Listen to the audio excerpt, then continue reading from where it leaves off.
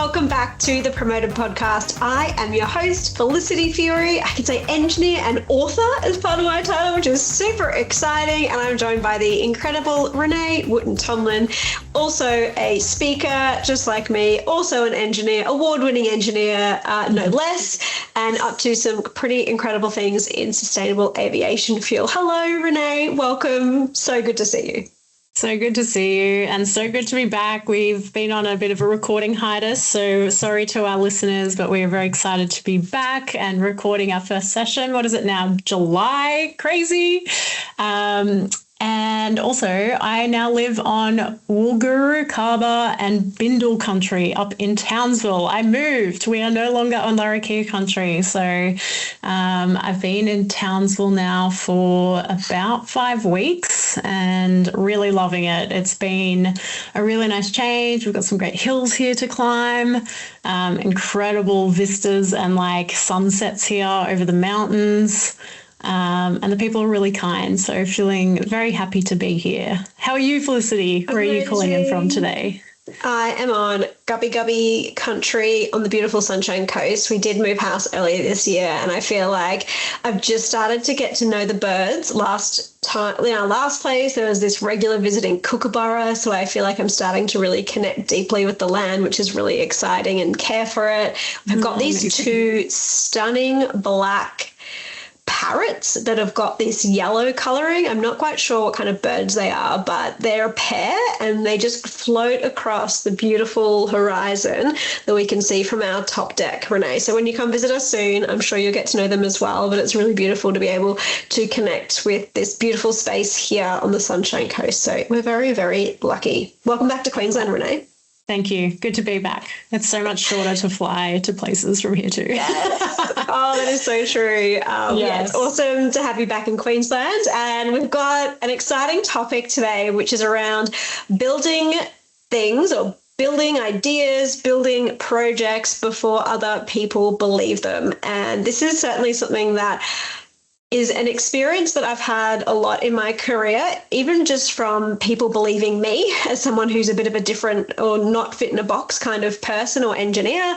Certainly with projects I've worked on when we started Power of Engineering back in 2011, most people were speaking to high school students in year 12. People weren't really speaking to year 9 and 10 students. So it was interesting starting to have those early conversations of people having to convince people that we needed to start talking to students around subject selection. And I think every time I've gone to start a business, there has been that question of why this, why now, why is it important? Renee, I know it's been some of your experience too, and I'd love to dive in with you today around how do you overcome that, belief or challenge from other people when you're starting these ideas, when you're passionate about something. It's almost like starting it before it's proven yet, which I think it takes a special kind of person to do that. What's your take on this, Renee? How have you gone about building things before people believe it?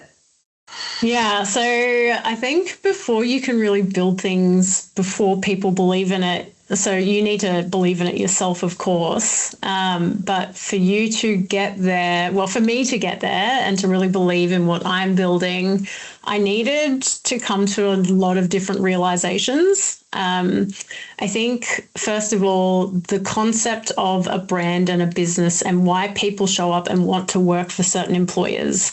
That was one of the first lessons I needed to learn was, well, what is a brand? What is a business? And why do people want to go and work in certain spaces? And what I've realized throughout my career is ultimately, a lot of people either choose career paths because they're passionate about, let's say, aircraft, for example. And that's why I went to work at Qantas. I love aircraft. I love aviation. I wanted to understand more about that. Then other times it's just a job to meet a need, which might be money, or it might be status, or it might be brand. It might be, there might be something specific about a business that it serves for you personally, skills development, all those sorts of things.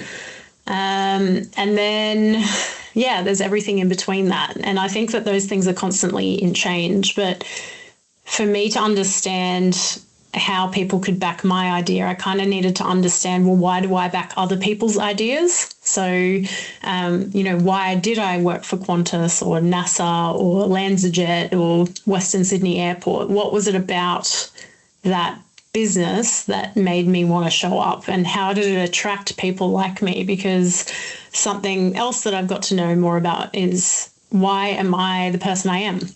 What makes me unique? What, people seem to kind of be interested to be in the room with me. And for a long time, I didn't understand that. I was like, I'm just some country kid that, like, I don't know, I've worked hard and I've done some cool stuff, but, what is it about people that around why they want to spend time with me, or why are they interested in getting to know me? And I think after understanding a lot of the why behind things, which is something I've always been interested in understanding, which is why I've always gone into like leadership, is I want to know the why.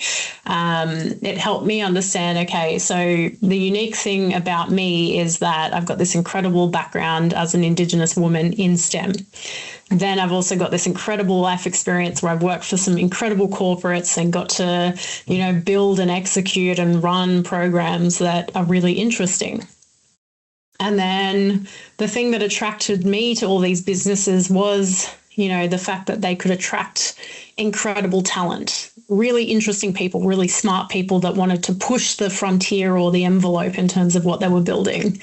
So when I understood the why behind why I wanted to work in places, why people like spending time with me, why I like working in certain environments, then I was able to understand, right, what positions me well to build something, and therefore, how do I go forward when I don't have that environment of people, or, the validation of people to say, yes, that's the right thing, and yes, that absolutely is going to work. And, why would I work on a problem ultimately that hasn't been validated by the community yet? And that takes a lot of understanding yourself, and for me, ultimately, how the world works.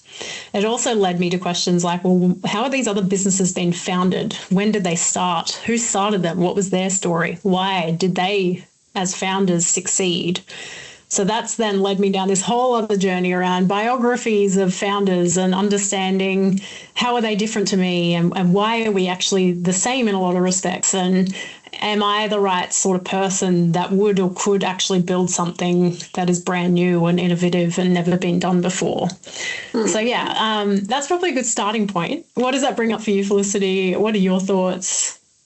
Yeah, it's interesting. I used to think that people backed an idea, which, in some respects they do, but I think before they back an idea, they're actually backing you as a person. And I've heard this a lot when it comes to getting funding for an organization, and that with early stage investors in particular, they're supporting the founders. And I think for a long time, I sort of got that as a concept, but it was only actually just recently, a few weeks ago, where I sat down with a mentor of mine who's been involved with Power of Engineering.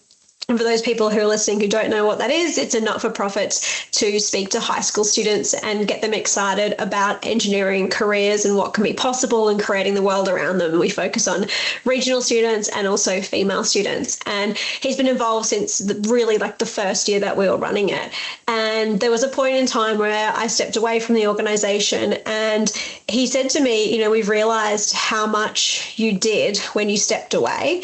And it really surprised me that he said that. And the more that we talked, I think it showed me that he could see some of my value that I didn't quite expect or kind of took for granted. And it had me think, he's there, I was talking about some new ventures that I'm working on and some new ideas. And this conversation is particularly relevant for me right now because I've got 3 experiments that I'm running between now and the end of the year on some initiatives that are related to my book of how do we get this word out about the future of engineering, bringing in legacy, care, and human well-being into our designs. And so I'm experimenting and testing, and it feels really vulnerable for me. I want to know the answer. I want to know what's worked out, what's going to be the solution. And I'm sort of workshopping it with people, getting ideas. And I think that conversation really stood out to me because, and I don't take this lightly, that not everyone will back me, of course, but the people that really know me and know the work that I've done, they're believing in me. And so they're wanting to support that, which I think is incredible. And I think everyone can build that by having a great track record, by building your brand and your reputation. And if you're someone who is a leader within an organization, I think that's really relevant for people in organizations as well to step up, get promoted as leaders. It's demonstrating the kind of person that you are through the actions that you take. So I think the first one's always kind of the hardest, is proving that track record. And I think a way, if people are looking to do that, partnering with others is also a fantastic strategy to leverage other people's brand and reputation to work together to build something. So yeah, I think it's really relevant right now. And the more that I reflect and look back on sort of the work I've done and the things I've started, I really do notice, like when we did get an investor for Mackinnon, our maths in real life education edtech startup, it was because a mentor recommended me to an investor, and he believed in me and my two co-founders of what we were doing, and that's why he backed it. So yeah, more and more, I think it's less about the idea and it's more around backing that person and their values and what they're trying to achieve. Yeah, I think, to your point, building something before anyone believes in it. So, what you've just talked about there is building your own credibility and your own reputation, and then getting referrals and leveraging other people's network to get access. And I think that, a big part of what I've just talked about was, building your own self-assurance and I guess mental strength around, all right, if I'm going to make a choice to go and build something before anyone believes in it, why do I believe in it? And once you kind of, ascertains that, it's then, well, how do I turn that into action? How do I actually build something? And what I've noticed is, to your point around leveraging your network, it's also storytelling, and it's helping people see why this particular problem matters and how. There's no point in sharing that story with every man and his dog, because not everyone will see the vision, not everyone will align with the values, but ultimately it's about getting access to the people that do align with it. So, a big part of what I've been doing is just starting literally with a pitch deck and saying, this is what I believe is the vision of what I'm trying to build. Now that I believe that this is needed and something that's worthy in the market, now I'm going to go and talk to people about it and get that vision kind of validated. And then that validation will be, people will agree with it, but then they will refer you, or they will offer some sort of like support to kind of get you moving. And I think that that's been a big part of this. I think building something before anyone believes it also means you've got to work on your own quite a lot. So for me, I've now been building New Era Energy over the past 9 months, if you can believe that. The time has flown. And a big part of my journey has been pushing things for myself. So these things take time. But over that 9 months, I've now built an advisory team of 30 people, which is exceptional. And they're all just such exceptional humans. But it all came with a pitch deck and just sitting down over a conversation to say, hey, I'm trying to build this thing. I think it's really meaningful. I think it's got legs. Here's why I think it's got legs. What do you think? And do you want to get involved? A lot of people have reached out to me to get involved as well. I literally had one of our listeners, shout out to Beck, reach out to me from New Zealand. She's a chemical engineer, and she was really interested in what we're building, and now she's part of our team, which is exceptional. So cool. So it's all of these little moments that end up building this momentum.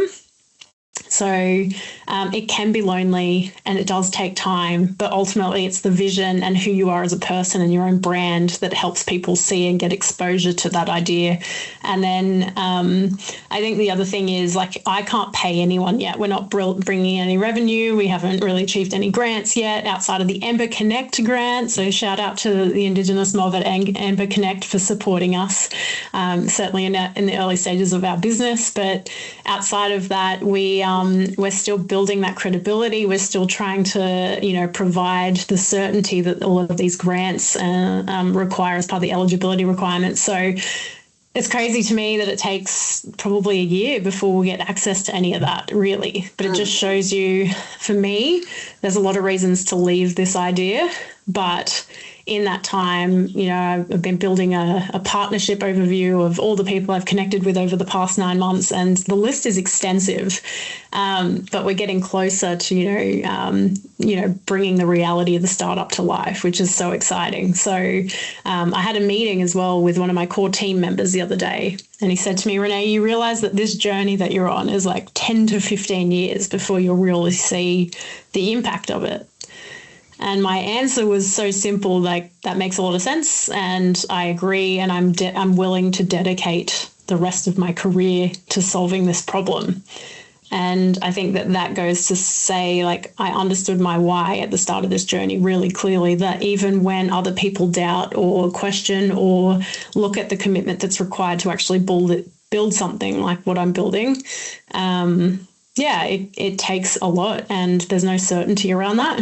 But I think my career in particular, and Felicity, I'd love to hear what your thoughts are, because I've been made redundant or I've moved around so much in my career, I don't actually seek the same certainty that maybe others that have stayed with the same company for a long time seek anymore.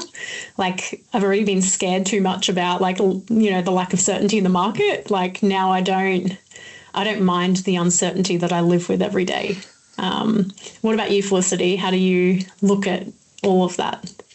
Well, I want to challenge you on two things, and I'm so keen to debate this with you, Renee. I will share with every man and his dog about my ideas. I am, like, shameless. I've even had mentors go, like, to call me, a salesperson, etc. And people have, all kinds of connotation with salespeople. I think you're selling all the time, and I am on the bandwagon of sales skills are the best and essential. It's just communication. And if there's a great book, Sell or Be Sold. So if you're not selling someone on something, they're selling you on something else. So I will talk to every man and his dog about ideas that I've got, because I'm extremely passionate, and I've really embraced that, particularly over the last few years and in writing my book, really embracing that I'm a passionate, or sometimes I say nerdy engineer, and, depending on how you look at it. So, and that has actually been really helpful for me. I remember sharing with a mentor of mine, she was in the property industry, and we were talking about, this is actually, you were helping with this, Renee, working on a potential documentary around teaching people to fly. And I was like, you probably don't know anyone, but I'll share it with you anyway. Who should I talk to? Turns out she knew the CEO of Screen Queensland at the time, and she was on their board, and I had no idea, and she set me up with a meeting. So there's been a lot of sharing with every man and his dog that has led to some random things. And I think if people are aligned on values of wanting to make a difference, or whatever, values you have in common, then I think people can get behind those things as well. So I will challenge you on that one. And the other one is that I don't believe a bunch of stuff that, in terms of, I'm not self-belief or how I would describe it, but often I guess I go, I don't know how this is going to work out. And there is an element of, I maybe put it in that bucket of, I'll do it even if I don't believe it, because I think there's something there. And I think there's real merit in having, you could say, not a complete idea, and going out with it anyway, because that's when you get the feedback. And I was so lucky to have that experience early in power of engineering, where I knew I wanted to solve a problem or solve a challenge, but didn't know exactly how it was going to work out. And so I think passion actually got me a long way, more so than believing I was the person to solve it. So I think I do agree that when you do have that belief, you are unstoppable. But I also think if you're sitting here listening to this going, oh, I don't quite believe or back myself, you can still, really go for it. And I'm not sure if I, am a fan of the, fake it till you make it. I think authenticity is something that's really important to me. But if you're not sure, you can go, hey, I'm working on this concept and I'm figuring it out. Can we sort of work on this together? And no doubt, Renee, there's a bunch of things in what you're working on that are uncertain right now and not clear. And I mean, I feel like I have a craving for certainty. So that's always like I'm solving for certainty. But I've certainly noticed over, particularly being a parent, Winston having a bunch of surgeries when he was young, a lot of those kinds of challenges. Last year when an investment property had burnt down, like life just happens continuously, forever, ongoingly, whether it's family stuff, whether it's personal things, whatever. And so I think I just kind of accept like a low level stuff's going to happen and go wrong. That's just inevitable. And almost as a sign of like, how big's the game you're playing. And if you're playing a big game, then that, that's just going to happen more and more, I think. So what's your thoughts, Renee? Challenge accepted? Disagree? Agree? I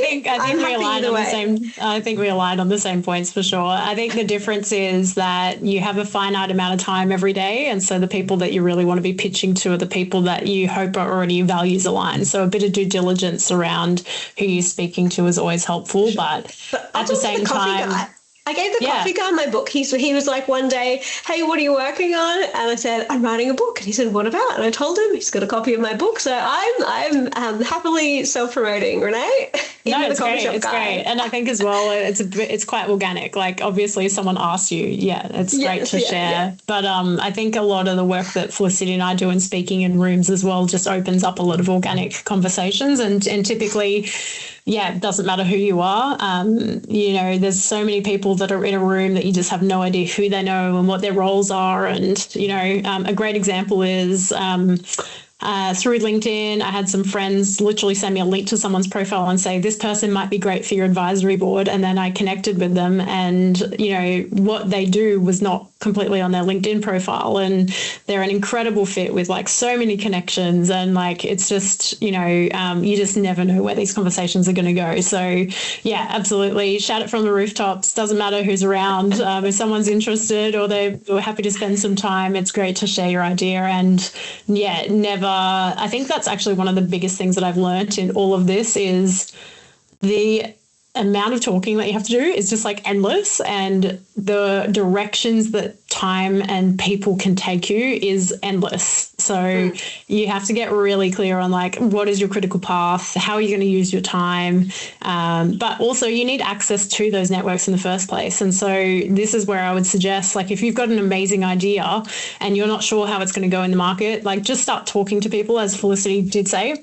But also use LinkedIn, like use these incredible platforms that have access. A great, I guess, real life experience for me is I had the opportunity to go down to Canberra and to meet a few different ministers and senators. And one of those was Senator David Pocock. A shout out to him. He's like the limelight of our generation, I feel like, in terms of the impact that he's having on the community and just the work that he's doing in Parliament at the moment. But I got the invite to come down and to meet with these people, but I was kind of like, what is the role that they play? Like, I wasn't clear on like, okay, I'm going down, I'm going to like tell them what I do, but like, I don't really understand how parliamentarians are going to help me with my business. And I think that's the other thing is if people are saying, hey, I've got a door open for you, but you don't know the impact, like just go anyway and just see, because sometimes you don't learn about that impact until you're literally in the room and you're like, oh, that's how this all fits together. Like that makes sense. I think it's an incredibly exciting and rewarding space to build something before other people back it. But also I think that the backing comes after you've spoken to people and people buy in and understand the mission. They understand you better. But then you've got obviously the immense task of actually delivering it. I think just to maybe wrap up on it, another point is at no point can I say that I've felt 100% certain that this is all going to work out. There's still a huge opportunity for failure in what I'm doing. And I'm in the fortunate position that I can probably spend 2 years trying to prove this before I earn any money on it.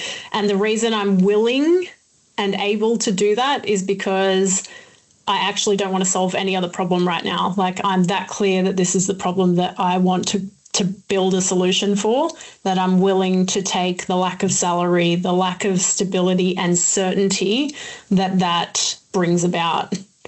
And I, as I mentioned, I got challenged by one of my team members being like, you realize this could like take 10 to 15 years. And I know that the next milestone is like this delivery of this research, which tells us whether or not it's feasible.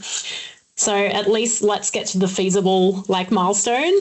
And then for me, if it's not feasible, hey, we might have to park it for a couple of years, and then maybe a few years later I'll bring it back online.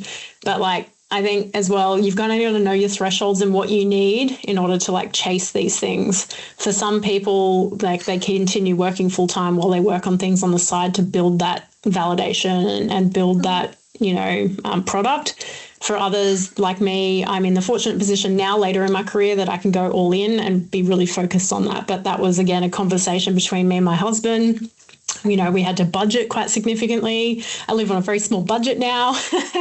And like that's the stuff that I won't say yes to jobs if people aren't willing to pay for flights and accommodation for things now, because I just literally can't afford to like get there.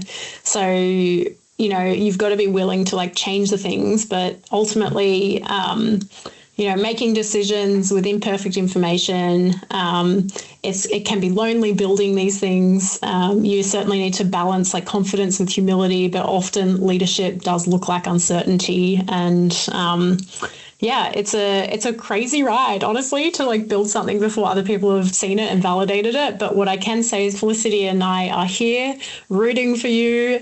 Give it a try. I mean, I think that it's so easy to keep being an employee and working on problems that are kind of set for you to an extent. But if you see an opportunity, if you see a gap, if you're inspired to make change, we're your biggest advocates and really encourage you to give that a crack and do that in a way that makes sure that you're comfortable with the boundaries that you're setting for yourself.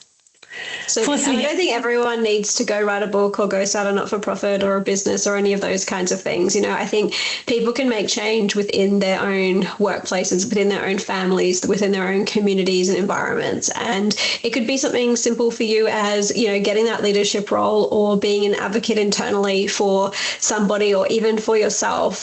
Those things make such a huge difference. And yeah, as Renee said, we're totally cheering for you. Reach out to us. Tell us the things that you're working on. We would love to hear from you. We'd love to answer your questions. We love getting DMs, hearing about all the things you're up to and the questions that you have for us. So thank you for tuning in to the Promoted Podcast, Renee. Amazing to chat to you as always, and we'll catch you in the next episode. See you in the next one. Thank you, listeners. See you soon.